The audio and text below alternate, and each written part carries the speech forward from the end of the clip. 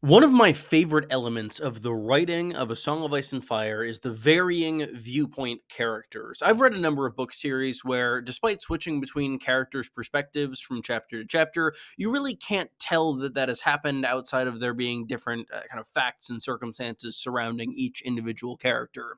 With Martin, he takes great care to make each individual character feel like an entirely different person. You can tell from their thought patterns certain elements about them. You can tell Bran is pretty young because his chapters use fairly simple language. Tyrion, you can tell, is kind of smart and super pretentious due to the just kind of heightened intelligence and sense of self he has. You can tell Victarion is not the brightest bulb in the bulb drawer. I think that the viewpoints in A Song of Ice and Fire are great. There have been 24 throughout the main series, not counting prologues and epilogues. I do not count those as full viewpoints. I could do another video on those entirely.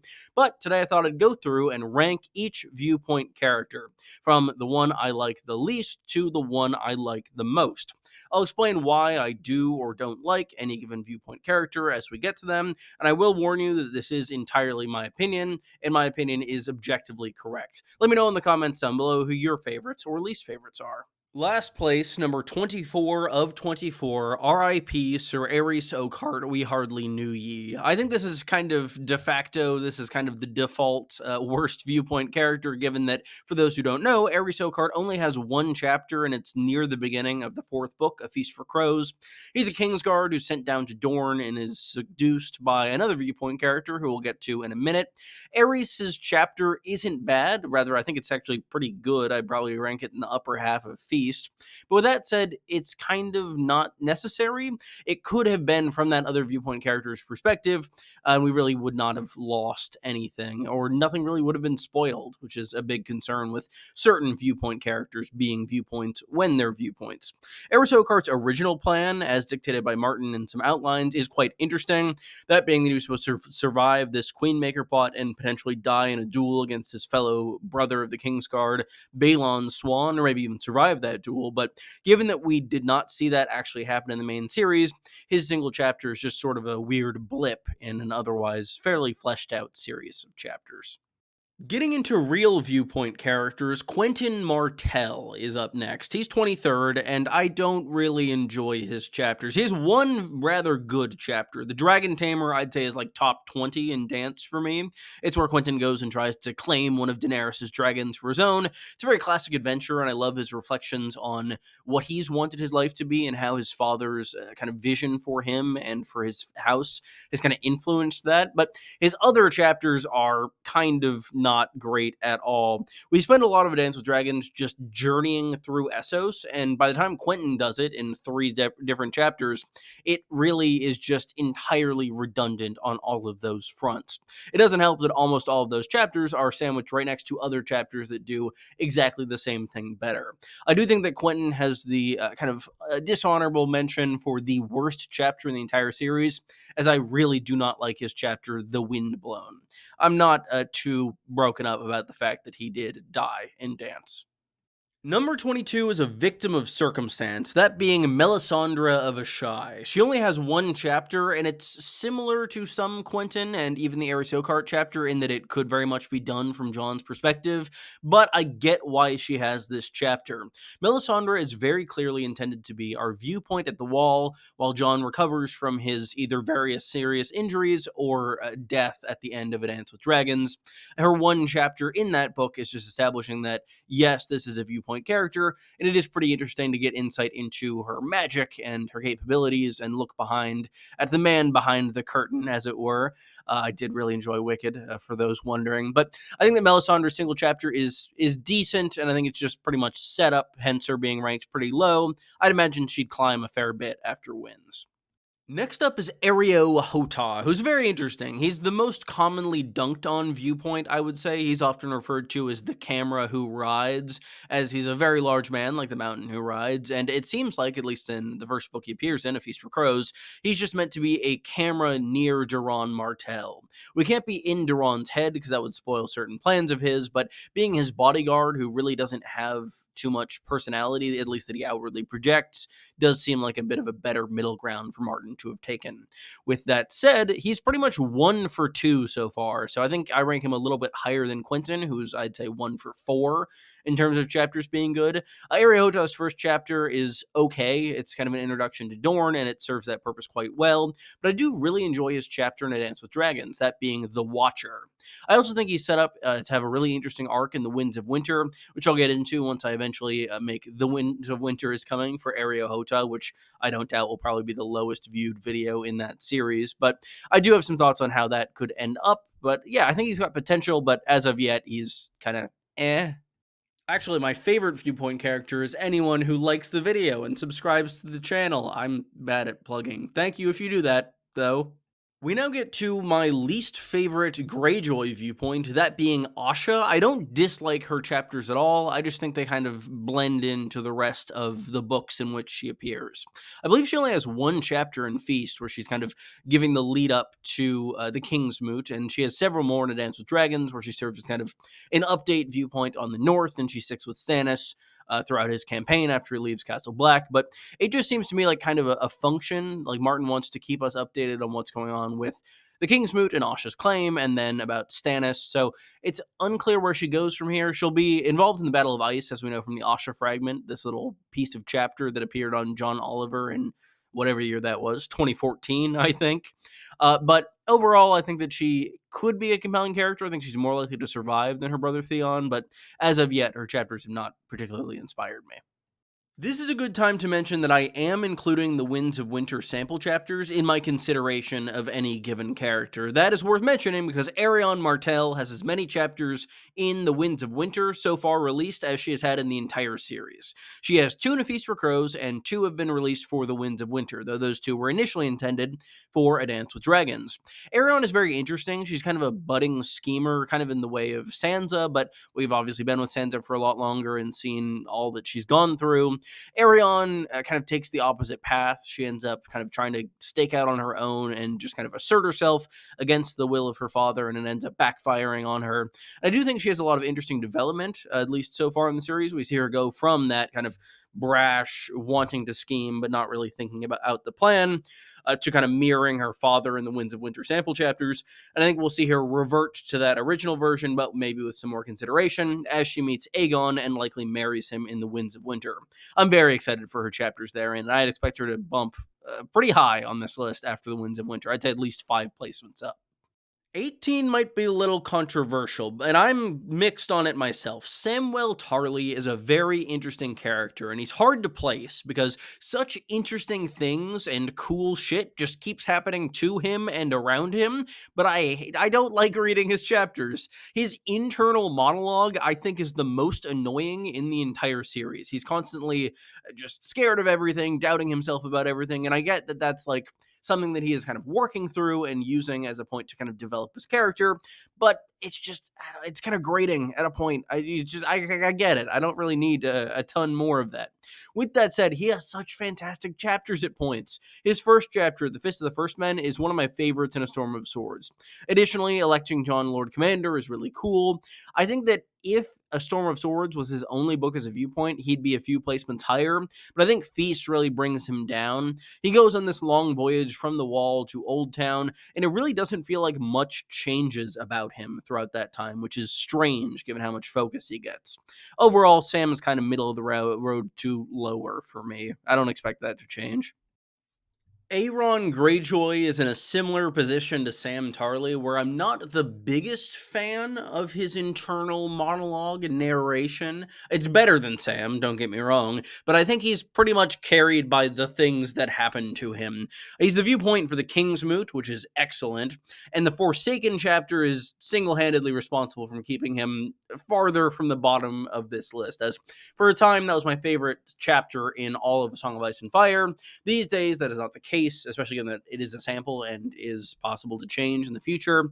But overall, I think that he's a pretty good character, but one who's kind of more of a side character than anything else. I don't anticipate his survival much further in the Winds of Winter, and I think that he serves the role he's intended to play quite well, which is why he's above people like Sam.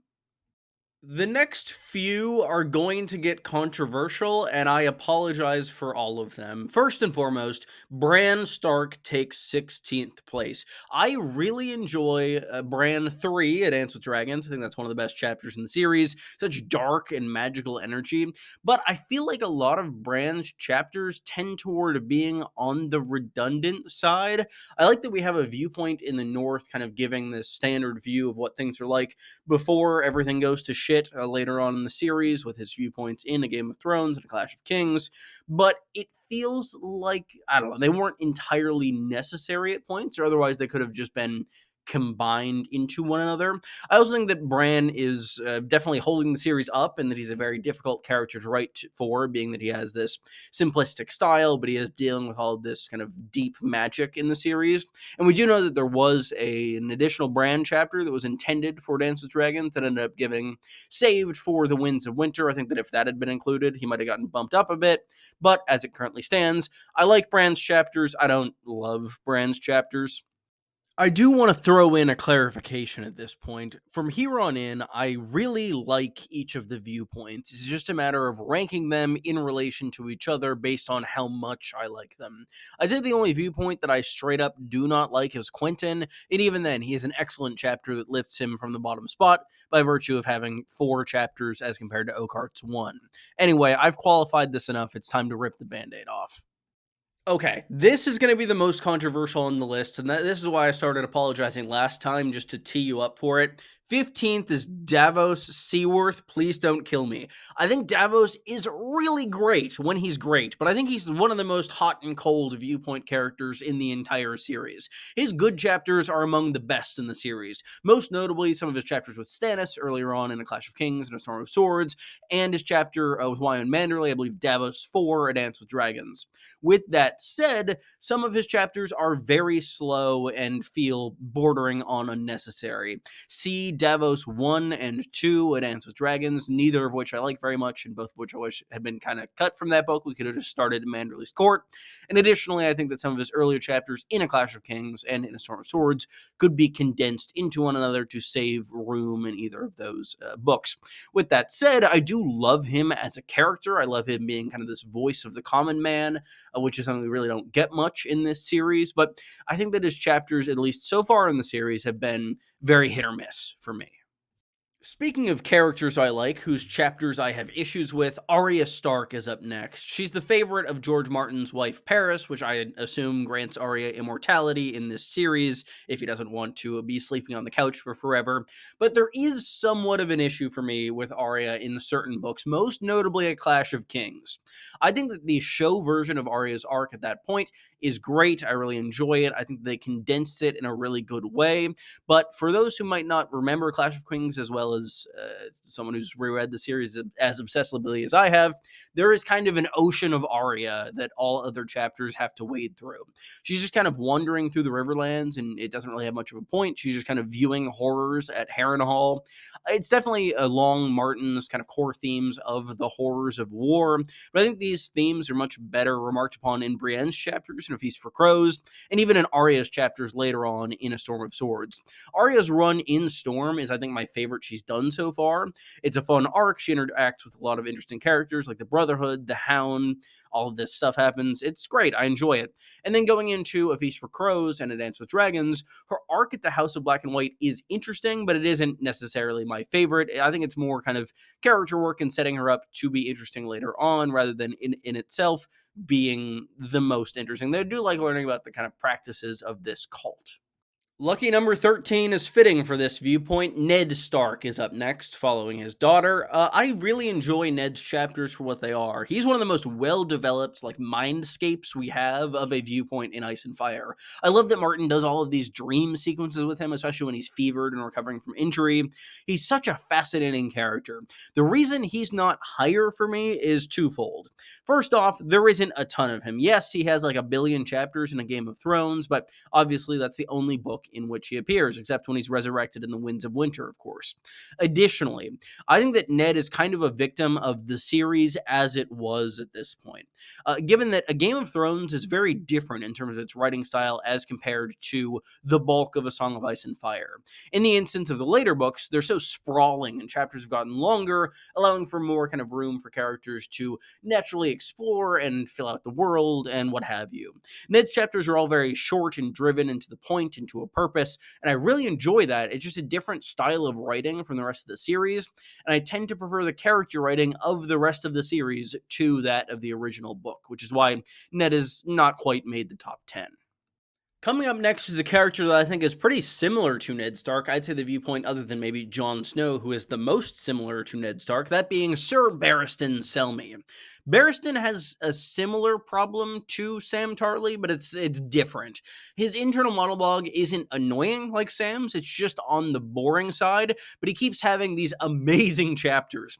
His run in A Dance with Dragons is one of my favorites in the entire series. The Kingbreaker might be the most underrated chapter in the entire series. It is awesome. I would read it 50 million times, and I'd have no issue rereading it after that. That said, he's kind of weighed down by his chapters in the Winds of Winter. He has two samples, as we currently have, and they're both kind of They're both battle preparations. They're nothing special, and I think that those are likely to be his final chapters. But overall, Barristan is a character who I didn't expect to love as a Viewpoint, but I also really enjoy that he is the oldest Viewpoint by a really large margin, and we can feel that in his perspective, as he has a lot of memory baked into it, of very important events that we haven't heard a ton about. Number 11, just shy of the top 10, is Tyrion Lannister. Tyrion is similar to Davos, I'd say. He's streaky, he has hot, and he has cold. A Dance with Dragons is a massive sticking point. If Tyrion's story in A Dance with Dragons was like 5 chapters shorter, I'm pretty sure it'd be significantly higher on that list. But with that said, as it currently stands, Tyrion's latter half of his journey in A Dance with Dragons is all kind of redundant and super long and really wastes page space in a book that really could use an ending, a climax, anything. Tyrion's chapters are very fun. He's very witty, very smart. He does tend to kind of not overanalyze, but kind of over describe things at points, and you get kind of caught up in how smart he thinks he is, which obviously is a problem for, I would say, all 3 of the Lannister siblings. But I think that he is definitely the least consistent out of those siblings, partially due, in fact, to him being so prolific in terms of his chapter count. He's Martin's favorite character to write, and it really shows in that he gets so many chapters in any given book. He also has my least favorite chapter in A Song of Swords, which is just like him and Shay hooking up in the basement for a chapter. And it's, I don't know, that and Dance kind of weighs him down below the top 10 in my eyes. 10 is Daenerys Targaryen. Daenerys is a really interesting character, and she's one that I've seen often disregarded, often listed as someone who people really just kind of get through to get through, but I think that a lot of her story is excellent throughout. I think that her weakest book, contrary to popular opinion, is not A Dance with Dragons, it's A Clash of Kings. While Karth is an interesting setting, she really only has one chapter of note for me, which is the House of the Undying. All of the rest is just kind of spinning her wheels. A Dance with Dragons is actually pretty good. I reread the book recently for a video that it might come out someday. But honestly, I was surprised by how much I enjoyed most of Daenerys' chapters. There are some that are just flat out redundant or do not work well. But overall, I think the intrigue in this city and the journey that Daenerys goes on of kind of discovering who she is as a ruler, attempting to strive for this perfect peace that she ultimately discovers is unattainable, and then embracing the flawed ideals of her house being fire and blood. It's just a fantastic journey, and I can't stand when people dismiss Dany's chapters in Dance. I think it's one of my favorite runs in the series, though it is definitely not one of the most consistent runs in the series. I think pacing is an issue for Daenerys in certain books, like Clash and Dance, but she definitely warranted this spot. I don't think she was in my top 10 when I did that original top 10 Viewpoint characters a billion years ago. She is there now, and she earned it. I didn't realize that I put the core 3 right next to each other, but Jon Snow is up next. He's in 9th. He is similar to Daenerys in that I think that he definitely has some books that are weaker than others. But on the plus side, I think he gets more and more quality as the series goes on. With that said, I think Clash is probably his weakest book for me. I think he has a few too many chapters, and there's a few too few events going on in them. I think a Game of Thrones is also not the greatest. I don't think he's fully kind of realized as a character yet. But when you get to A Storm of Swords, you get this conflict between his oath to the Watch and his desire to be with Ygritte and the Free Folk. It's just fascinating, and he's such an interesting character. He covers this climax of the Wall so perfectly throughout this very tumultuous period. And then you get into A Dance with Dragons, and he's being a leader, and he's ruling the Night's Watch, and he's trying his best, and he's making all these mistakes. Oh my god, it's amazing. I reread these chapters recently for that video analyzing Jon's time as Lord Commander. I think that reread is partially why he's ranking so high here. I love Jon Snow's chapters in A Dance with Dragons, and he's one of my favorite Viewpoint characters. Rest in peace, question mark. I will freely admit that number 8 is higher than he should be on pure fun factor alone. Victarion Greyjoy is dumb as a stump and has very little depth. With that said, I really enjoy all of his chapters. They are thoroughly entertaining, and they are some of the most rereadable in the entire series because they're either action-packed or hilarious or strangely chilling and haunting. It's so good. I love all of Victarion's chapters. I ranted about this in my old video about A Dance with Dragons for its 12th anniversary, but I think the most underrated chapter in that book is the Iron Suitor, and it's so cool. Victarion is a character who might not last long in the Winds of Winter, but Martin has tried to kill him several times in the past and failed because he's simply immortal. So, I mean, Victarion is definitely rated higher than he should be if we're just going by like quality of character and quality of chapters, but man, he is just so fun to read. He's the second most fun Viewpoint character. We will get to the number 1 most fun in a minute. 8 is Brienne of Tarth. I wouldn't describe her chapters as fun, in contrast to Victarion, but they are the most thematically rich in the entire series for me. I think if you want to truly understand the core of A Song of Ice and Fire, you should read Brienne's chapters. With that said, they are a little bit difficult to parse on first read. They're a little bit on the drier side. It's just kind of her wandering around the Riverlands. It kind of reads like Waiting for Godot at a point as she's continually trying to make something happen, but it never happens. She's trying to pursue Sansa Stark, but she never finds her, though some people she talks to do find her later on. Brienne is just such a perfect ideal of a knight. I think that she's truly one of Martin's best characters in this kind of flawed, idealistic, but truly deeply good person.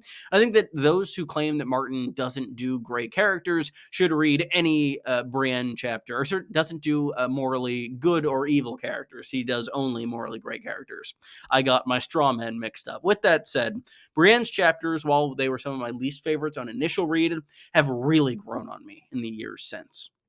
6th is Sansa Stark. I love Sansa's chapters thoroughly. She wasn't one of Martin's core 5 initial viewpoints going into the series, and that honestly shocks me because she's in it from the first book. She's a viewpoint from A Game of Thrones, and her chapters are just fantastic throughout. She's this just kind of individual who goes through all of this. She starts with this idealistic vision of what a kind of noble life is going to be like, and that vision is just thoroughly torn apart. I just talked about Martin kind of having a reputation for moral greatness and not liking traditional fantasy tropes. I think that a lot of that idea comes from Sansa, as that is a lot of his initial kind of subversion of those points. I think that her chapters in Storm specifically are great. Her wedding with Tyrion is just terrifying to read at points, and it does show both of those characters kind of at their best.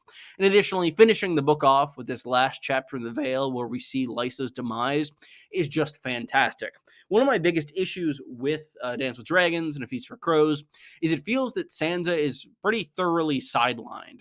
She really only has 3 chapters throughout A Feast for Crows and nothing in Dance with Dragons. She has pretty much nothing to do during that time, I think because she's one of the characters who's going to be kind of helped the most by the 5-year gap. But her sample chapter from The Winds of Winter is also excellent and sets up a really cool event, this tourney of winged knights that is going to happen in the future. Number 5 is Catelyn Tully. Catelyn is an interesting case. She doesn't have any viewpoint chapters in A Feast for Crows or Dance with Dragons because she's mostly dead. Stoneheart may still count. I am still divided on whether or not I would want a Stoneheart chapter. But with that said, I think she's got some of the best of Tyrion, but without some of the pretentiousness, in that she is a Viewpoint character who is so complex and so smart and realizes a lot of things, but she is kind of deeply flawed. I think that her bonds to her family kind of skew things in certain ways, and it allows her to kind of end up being snippy or cruel to individuals around her, most notably Jon Snow, and making her the most evil character in the entire series, of course. With that said, Catelyn Stark is just such an interesting character, and I truly enjoy a lot of her chapters. I think Martin utilized her really well.